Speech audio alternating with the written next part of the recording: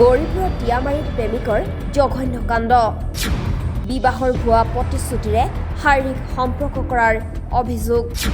প্ৰেমিকাৰ অশ্লীল video' recording কৰি ব্লেকমেইলিং প্ৰেমিকৰ গৌৰীপুৰ থানাত এজাহাৰ দাখিল ভুক্তভোগীৰ অভিযুক্তক ৰক্ষণাবেক্ষণ দিয়াৰ অভিযোগ আৰক্ষীৰ বিৰুদ্ধে পবিত্ৰ প্ৰেমৰ সম্পৰ্কত কালিমা সানিলে গৌৰীপুৰৰ টিয়ামাৰী এইজন যুৱকে বিবাহৰ ভুৱা প্ৰতিশ্ৰুতিৰে প্ৰেমিকাৰ লগত শাৰীৰিক সম্পৰ্ক স্থাপন কৰাৰ অভিযোগ উত্থাপন হৈছে আনকি মোবাইলত প্ৰেমিকাৰ অশ্লীল ভিডিঅ' ৰেকৰ্ডিং কৰি ব্লেকমেইলিং কৰাৰো অভিযোগ প্ৰেমিকৰ বিৰুদ্ধে উপায়ন্ত হৈ এগৰাকী ভুক্তভোগী যুৱতীয়ে গৌৰীপুৰ থানাত এজাহাৰ দাখিল কৰিছে কিন্তু অভিযোগ উত্থাপন হৈছে গৌৰীপুৰ থানাত এজাহাৰ দাখিল কৰাৰ পাছতো অভিযুক্তক ৰক্ষণাবেক্ষণ দিয়াৰ গৌৰীপুৰৰ 10 নম্বৰ ৱাৰ্ডৰ এইগৰাকী যুৱতীৰ সৈতে টিয়ামাৰী দ্বিতীয় খণ্ডৰ লাতিফুল ইছলাম নামৰ এইজন যুৱকৰ 2 বছৰ পূৰ্বেই প্ৰেমৰ সম্পৰ্ক গঢ় লৈ উঠিছিল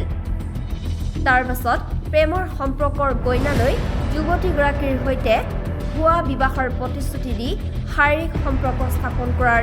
অভিযোগ উত্থাপন হৈছে আৰু যুৱতীগৰাকীয়ে বিবাহৰ বাবে প্ৰেমিকক হেঁচা দিলেই গোপন ভিডিঅ' সামাজিক মাধ্যমত ভাইৰেল কৰাৰ ভাবুকি দিয়াৰ আন এক অভিযোগ উত্থাপন হৈছে যাৰ বাবে উপায়ন্ত হৈ ভুক্তভোগী যুৱতীগৰাকীয়ে গৌৰীপুৰ থানাত এজাহাৰ দাখিল কৰিছে এই ক্ষেত্ৰত ভুক্তভোগী যুৱতীগৰাকীক ন্যায় দিয়াৰ বাবে গৌৰীপুৰ আৰক্ষীয়ে কেনেধৰণৰ ব্যৱস্থা গ্ৰহণ কৰে সেয়া সময়তহে হ'ব লক্ষণীয় চাচাৰ ল'ৰা মোৰ ভাই হয় তেওঁ মানে আমাৰ ঘৰত যোৱা অহা কৰে কৰাৰ পিছত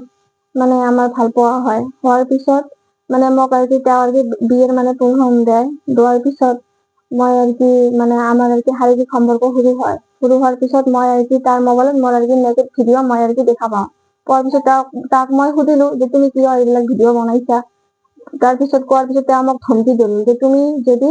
মানে মোৰ কথা মতন তুমি যদি না শুনা তেনেহলে মই ভিডিঅ' ভাইৰেল কৰি দিম আৰু মই মানে মোক মাৰাৰ ধমকি দিল দেওয়াৰ পিছত মই তাৰপিছত মোক বিয়াৰ মানে প্ৰথম দেখা মানে মোক মোৰ মাহীৰ ঘৰৰ ৰাস্তাৰ সন্মুখত মোক পেলাই থৈ তেওঁ গুচি গ'ল যোৱাৰ পিছত মই 10 তাৰিখে গৌৰীপুৰ থানাত মই এফআইআৰ কৰিছিলো কৰাৰ পিছত মানে কোনো একশন কৰা নাই আসামিক তোলা নাই তাৰপিছত আমাৰ ধুবুৰীত মই আমাৰ মহোদয় এসপি ছাৰৰ মই গৈছিলো এটা লেটাৰ দিছিলো এতিয়ালৈকে কোনো আসামিক এৰেষ্ট কৰা নাই কোনো কিছু কৰা নাই এতিয়া মই অনুৰোধ জনাইছো আমাৰ সিএম ছাৰ আমাৰ মহাদেৱ হিমন্ত মামাক মই অনুৰোধ কৰিছো অতি সোনকালে যেন আসামি কেইটাক যেন এৰেষ্ট কৰে আৰু এতিয়া মোক ন্যায় লাগে মামা নাম হল লতিফুল জামাল আৰু ৰফিক আৰু নুৰ হোসেন আৰু লুৎফা নাম